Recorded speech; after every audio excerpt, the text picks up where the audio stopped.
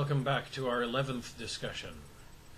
So, as we said a while ago, we actually missed a Tuesday update, but we're back now.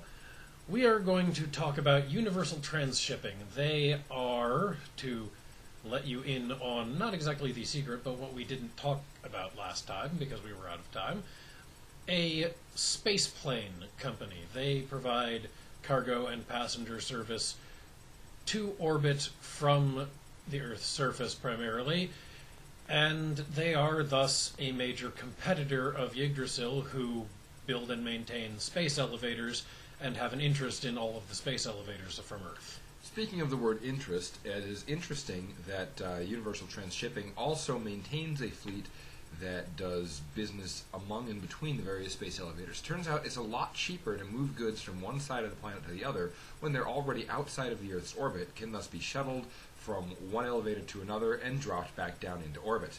It's more expensive in terms of money, less expensive in terms of time. So if you really need something shipped fast, you send it to the nearest shipping hub, it goes up into orbit, it gets loaded onto a plane, it gets flown over, and then dropped back down much nearer to where you need it.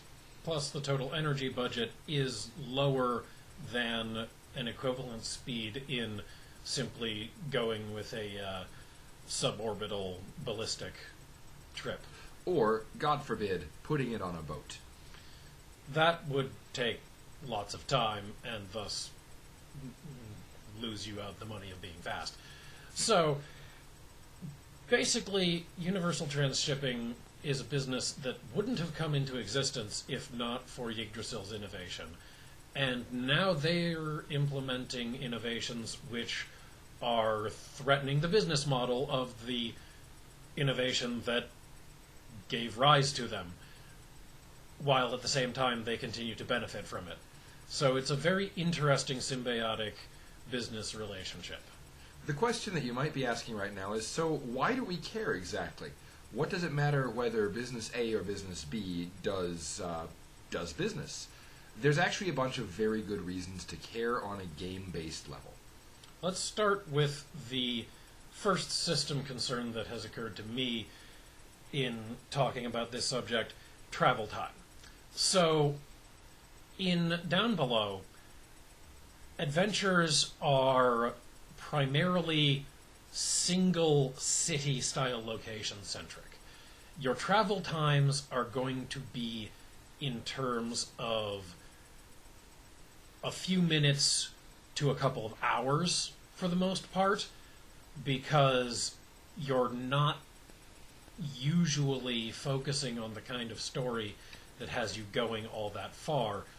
But just because that's the default doesn't mean you will never want to tell a story where people go on a longer trip for one reason or another through one different type of travel or another. And so there are different types of travel which mean different things in the setting.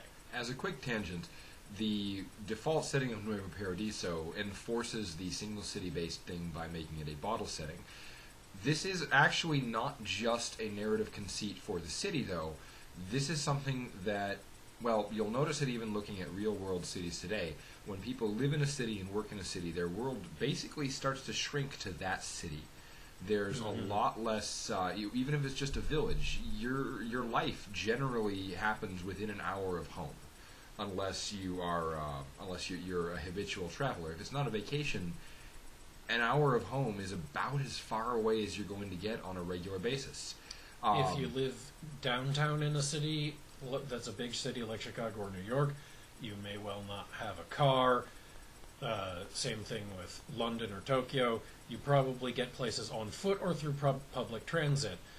If you live in a suburban area, you might have a car, but the same rules are going to apply. Even though the geography expands a little bit in some directions when you have a car, you actually are staying within pretty much the same time constraints within space. So when it comes to the world of Downbelow, specifically the Downbelow communities, when you couple the fact that everything tends to happen fairly close to home with the fact that these are the people who are disenfranchised and not otherwise economically or politically or what have you equipped to do a lot of traveling, even when they're not out on an island in the middle of the ocean, they're still somewhat adrift in an island surrounded by the sea of the rest of humanity. They're not going to be traveling a lot unless they are one of those rare people who defines themselves as a drifter or traveler, which is, again, an outsider even to the outsiders. But I mentioned that this was a system concern. Well, how is this a system concern? Our system deals with you have certain traits, you spend them to succeed, or you choose to fail by not spending any traits to succeed, and thus you can get another trait back if you have any traits that you've used up to succeed later. So, how does travel interact with that? There are 3 ways travel might interact with it. And the first way is it doesn't. If the travel is short distance enough and there's nothing interfering with it, this is within that an hour of home type of sphere that we're talking about. If it's within your normal sphere of operations and there's nobody trying to stop you from getting there, then this is a non-challenge. This is, you get there and you don't focus on the travel as a challenge. On a similar note, if you've mail-ordered something and it arrives off-screen and the timing of the delivery is not very important, and, oh, hey, look, your latest issue of Guns Quarterly arrived today. Mm-hmm. That is an expected shipment within normal parameters, and time is not an issue. And if you really needed to look something up in your issue of your underground criminal zine, Guns Quarterly, because guns are illegal on Nuevo Paradiso, and maybe this publication is actually a catalog published by the criminals who would smuggle it in, you might need to spend a success to say it's here now, because actually those things are somewhat controlled, because this is being distributed and published in paper rather than on the internet, so that it can be kept a little hush-hush. Which leads us directly to part 2 of how this interacts with the system. Is I there, need it now. Yeah, there's 2 sides to part 2. Part 2 is basically something is interfering with this delivery or travel of you or the object you need. But you need to get it now. Interference can take a lot of forms. It can be actively, you are trying to go place, and in between you and place are people who are going to try and physically stop you. It can be, it's just difficult to get to this place, or it's difficult to acquire this object, and you need to get there quickly. You can't afford to waste time with the long way, or you need to get the thing now, or maybe you need to get the thing cheaply and it's normally very expensive, or maybe it's very expensive and you need to somehow get the money for the thing.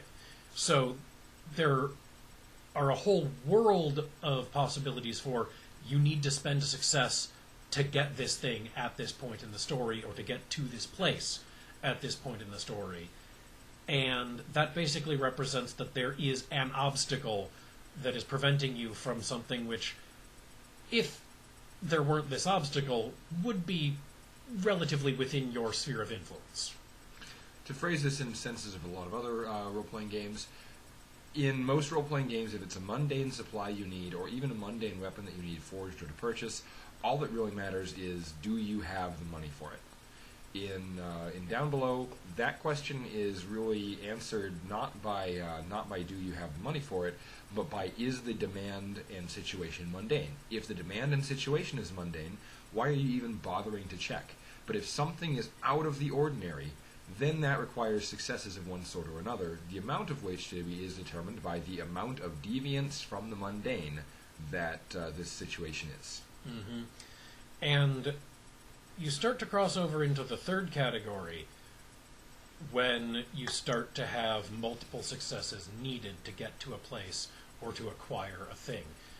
And before I talk about the third category directly, let me specifically touch on the fact that we have just segged into talking about things and places that you are trying to acquire or get to as equivalent, because both of these things are travel related. Objects must travel to you, and you can travel to places. Both of these things are mediated by the transportation technologies available in the world. Which brings us back to universal transshipping. So, the third category of journey for you or an object that you're trying to get is the multi-leg journey. In this kind of task, you're not spending a success to get to a place or to have a thing now. You are probably spending a success to go to an in-between, or to get to an in-between person or place so that you can attempt to acquire something. Basically, in this case, there's more than one step. It's kind of like if you go to Las Vegas, you have to spend money on the trip. And if you're going there to gamble, you're spending money for the privilege of spending money to maybe get some money back. This is kind of what that's like, except that the rewards are a little more guaranteed.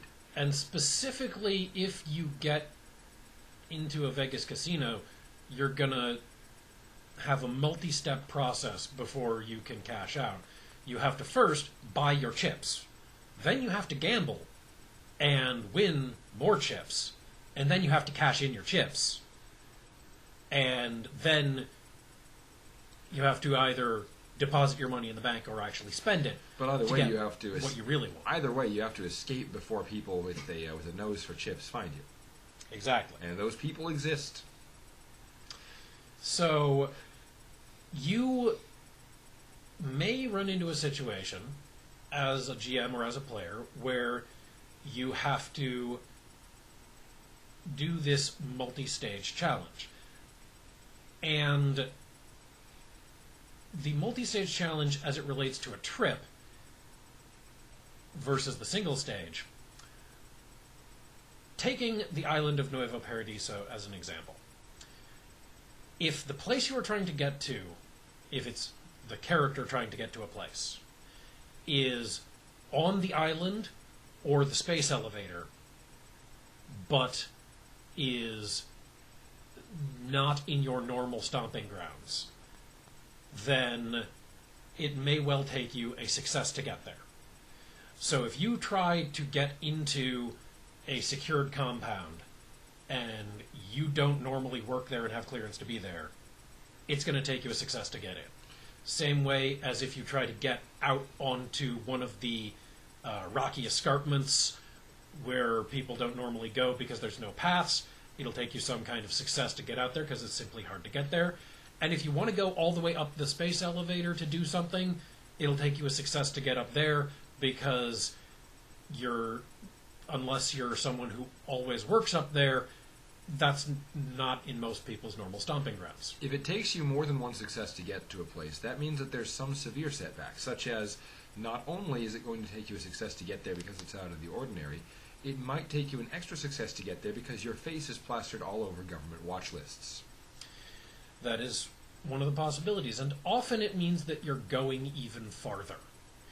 This is where universal transshipping and their relationship with Nuevo Paradiso and Yggdrasil Corporation especially comes in, because players are not usually going to want to take a slow boat ride.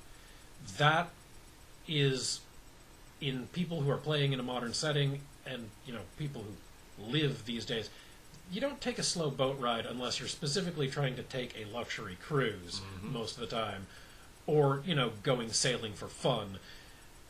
With the option to travel by plane, people tend to like to travel by plane. And similarly, in the world of Nuevo Paradiso, there are still regular atmospheric flights, and there are the slightly more expensive, but only slightly, and much faster, extra atmospheric flights, which either do a suborbital surface to low orbit and back down, or they do a elevator to elevator Occasionally, if you get something that wants to skip the paperwork for whatever reason, you will actually get a transorbital flight, one that leaves the atmosphere under its own power and then uses orbital velocity to make the trip outside of the normally recognized atmosphere before re-entering. These are rare, mostly because they're really energy inefficient compared to simply using the elevator. But for those times that people really want to dodge the paperwork, the government regulations, or just feel like wasting money, the transorbital flights do exist. And it actually takes quite a few more steps to dodge the regulations than simply going out of the atmosphere, because pieces of hardware like the surface to space planes, they are expensive, and there's a limited number of them, and they are all tracked. It's actually pretty notable how little privacy there is flying even nowadays, and that situation certainly hasn't become easier to avoid scrutiny in the future that we are writing here. We're not particularly talking about the panopticon effect. One of the reasons that people in the future don't actually see this as the egregious breach of privacy that people even 20 years ago would see today's as, is that just like today, we've gotten used to it. When you live in a panopticon, soon you realize that though they can watch everything, they aren't watching everything, and suddenly it becomes a lot less oppressive, even though in practice it could be. Really, it's more a matter of figuring out which people could be watching you that you care about watching you, and dodging those people. But we're not talking about the panopticon effects right now, we're talking about travel, even though they're linked. So, the long-distance travel is conceptually linked in the system with the especially blockaded travel. And the system concept that applies to it is that first you will have to spend at least one success to get into that travel. Possibly each character might be spending a success, but that's still within the range of the second category. And then, once you've done the first stage of travel, before you get exactly what you wanted, you're going to have a scene where you deal with some kind of challenges that happen on the way between you and what you're trying to get to. Maybe the process of the travel itself is the scene in which you have to deal with multiple stages of difficulty. Maybe you do one leg of your journey and then you meet somebody who is a problem. They are trying to stop you, whether it be government stopping you because you're on a watch list, or another branch of the triad coming after you because word was sent on about you, or what have you. Bringing this to a different statement, though, what we're not suggesting is there's an old joke in Dungeons and Dragons that every journey is, no matter how long, it is exactly 2 encounters in length. There will be exactly 2 random encounters from the embarkation to the end. So if you're encountering the second one, hey, what the heck, just go ahead and blow your resources because they'll be back by the time you get there anyway, because the DM does not want to sit there and waste your time with 5 more days worth of overland travel. This is not what we are suggesting. We are not suggesting that every game, every travel opportunity should follow a script of embarkation, complication, denouement, because that's going to get very, very predictable. What we are saying is that that is a possible model to use for travel in this game, and it's not exactly 2 or exactly 3 or exactly 1. It's that you can use a model of the journey is X encounters long as the third type of travel. And also on a more visceral, on a storytelling note, because they're very intertwined with mechanics, especially here. If you're depleting successes from your player's pool, you should be giving them something in return. Sometimes this something is a concrete something. I'm depleting successes to directly remove the thugs challenging you. Where you're depleting successes to obtain the cool toys to play with for future encounters. You're depleting successes to grab the MacGuffin and run. In this case, it's going to feel arbitrary to most players, especially players who aren't used to the concept of having to spend time as a resource. Most players of all games that I've ever been part of get very upset when time is brought into it in terms of travel. The attitude is very much, what do you mean we can't just blink and we're in Australia? So if you're actually subtracting successes from them, they're less protective of money, because that's just the character stuff and they can go do quests for more money. But if you're subtracting the currency that they need to beat the bad guys to get them on a plane, if you don't give them something in return, if you don't give them something interactive to justify why you are deducting these successes, it will not feel good to them, especially at first. Eventually, an experienced group might be okay with you saying, this is a long trip, you're making it fast, take away 3 successes, let's get on with it. But in general, the reason you're taking away successes is not because you want to say, take away 3 successes, let's get on with it. It's because you want to make a scene, you want to make a dramatic encounter out of the travel. Yep. Because, and here's the important part, because the travel will itself give them something. Flipping it around, doing this as a getting an item.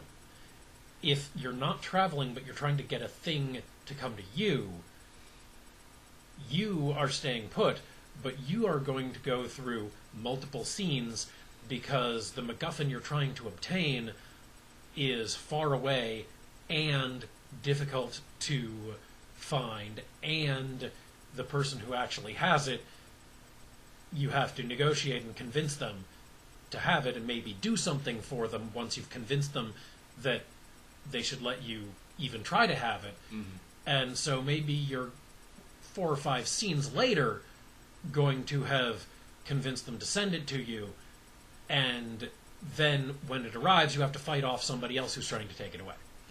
The point is, again, for anything that you can easily, reliably, and simply obtain, this is not an issue.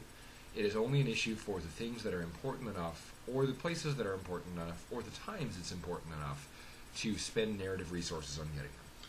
So, to sum that all up in one phrase, if you are using the Type 3 journey of an item, that means that whatever is going to be obtained, or whatever place is going to be reached, is worthy of the journey, is an end unto itself.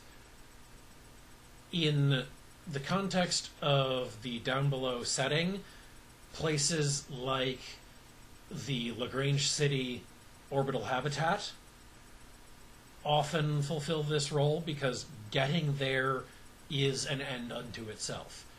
Often, for some characters, getting there is you never intend to come back, and that's the end of your story. That's not always necessarily the case, but it's definitely the kind of place that's worthy of this kind of treatment. Similarly, there are other places that are certainly worthy of that kind of treatment.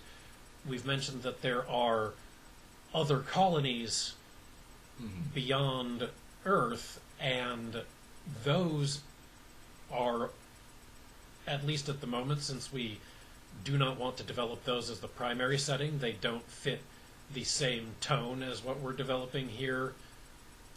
They are more of, we want this as setting background.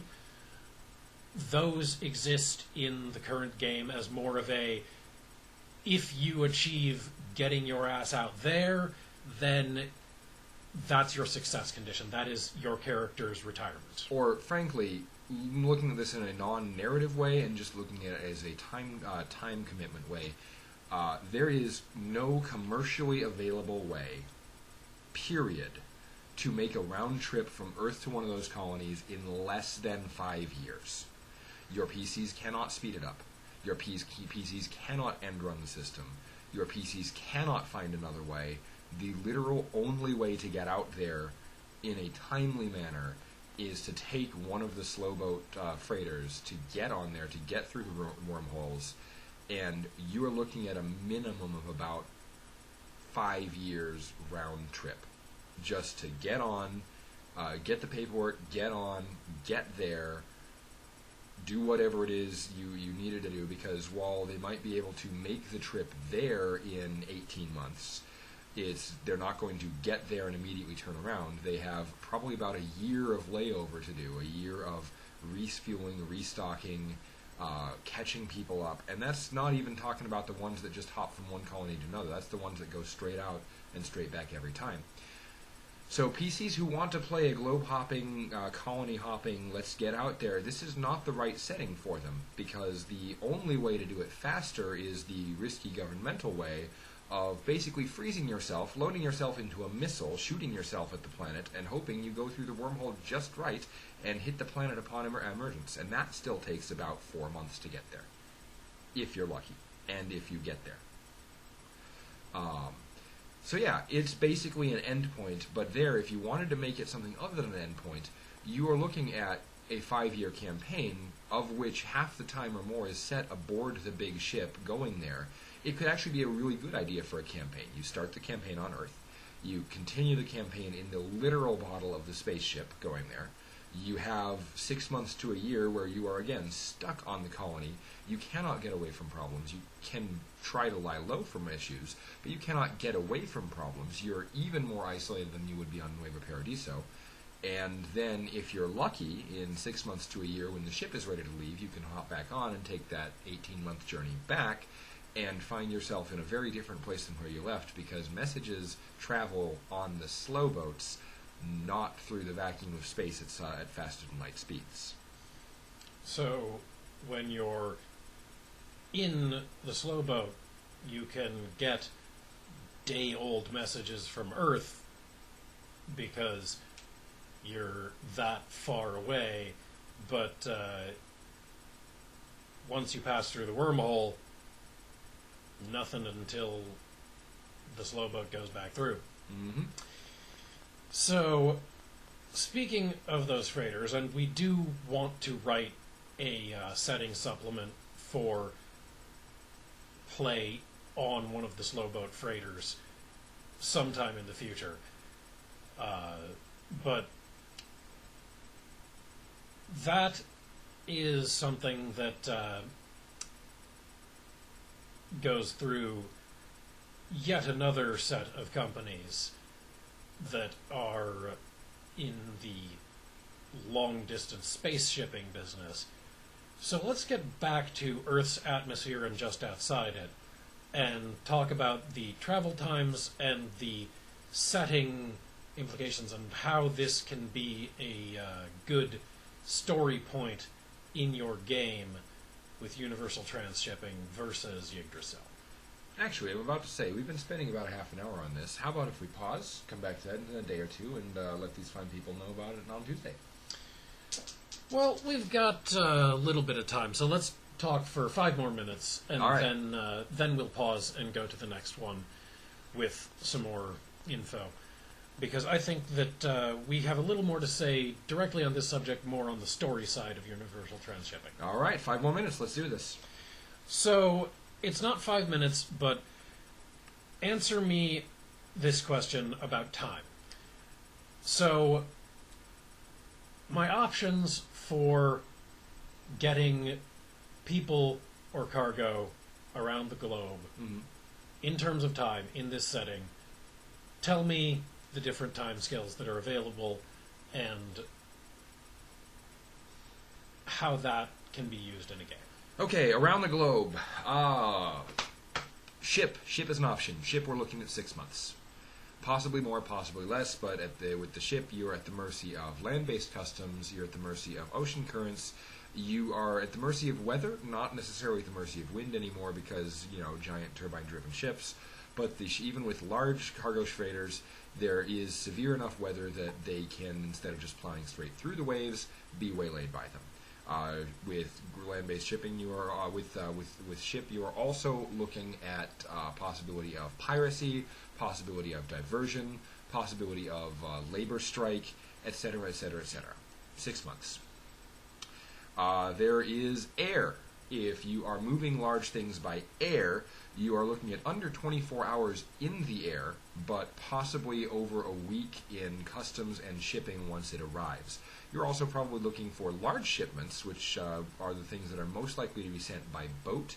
But for large multi-part shipments, you might be looking at multiple trips instead of just one. So if we're going to go by air, imagine for cargo, the shipping time is probably going to be a week. For persons or couriers, the shipping time is going to be a day or so via standard air. Even today, if you are flying from point A to point B nonstop, there is nowhere that can be reached in over 24 hours. If you are making stops, you are still unlikely to take a single multi-leg air trip that takes more than about a day, barring weird circumstances and strange takeoff times. So let's amend that. Let's say 24 to 30 to 72 hours, depending on exact layover times and exact political situations. Still less than a week, basically 1 to 3 days. If you are looking at suborbital flights go very, very fast, are very, very expensive.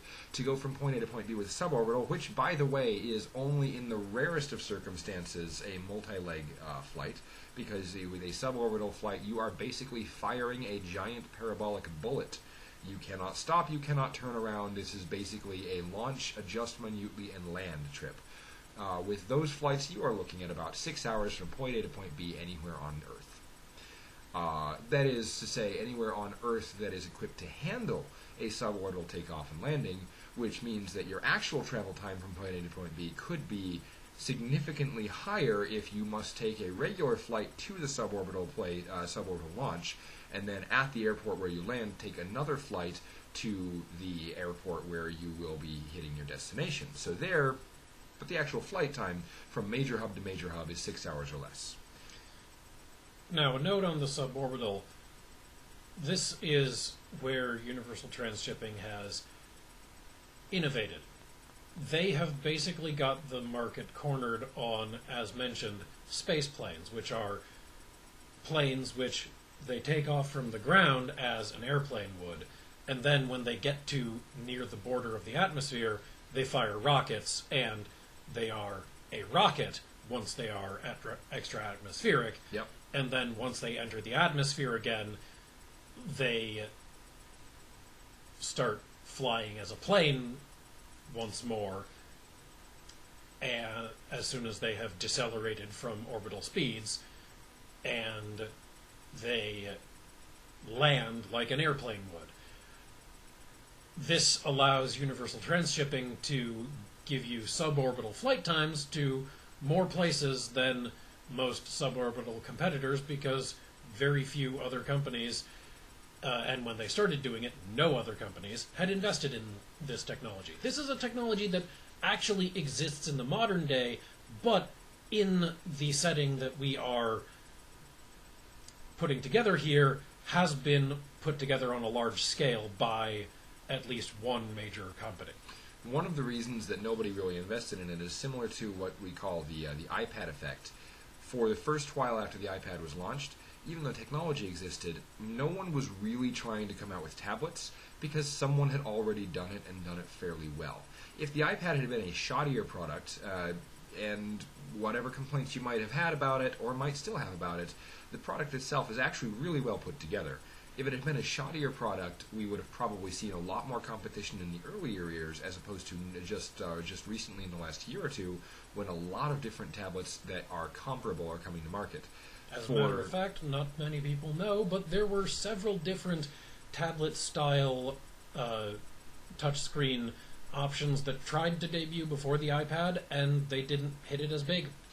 The important part there is, just like what happened with Universal TransShipping, or rather vice versa, just like happened with Apple and the iPad, a quality solution to a situation was introduced, and the quality was so good that rather than sparking a wave of competition immediately trying to cash in on the market, again, the iPod was the personal MP3 player for several years before cheap and affordable alternatives hit the market, and still is the premier touchscreen music although it's mostly been replaced by the phone. I digress. Since Universal TransShipping had such a serviceable fleet of planes at the outset, nobody felt it was worth the effort to break into the market until relatively recently, when the technology was less proprietary, more widely available, and so on and so forth. So they're still the biggest, and there are no nearby challengers. That may change in the near future. That might even be the subject of one of your games. But right now, there are no challengers. The final note on travel times is that in the realm of the suborbital or semi-orbital flight, the top of space elevator to top of another space elevator flight is both the fastest and the cheapest option, which will take maybe a couple of hours to get from any of the space elevators to any of the others, and then maybe another hour or two to go down the space elevator because they don't drop you all that fast. Yeah. They don't want to splatter you. It basically takes 2 hours up and 2 hours down, and 1 hour from any spire to any other spire. And that's about the available travel times in the setting from a story point of view. Next time, we are going to talk about a little bit more about the history of these companies, how Yggdrasil started the space industry, and in addition to Universal TransShipping and Yggdrasil, we'll start to talk about the culture of space as it exists in the Downbelow setting. We might not have a system element to talk about next time, but we will, as we discuss the setting elements, have notes about if you're going to use this in a challenge, here's one or two ways you might set it up. Yes, we will. All right, so that's it for this week, and we will come to you again in just a couple of days because we're going to record in advance for this week's Tuesday. All right. So for us, we'll see you again really soon. For you, it'll be a couple of days. Time is relative, after all. Indeed it is.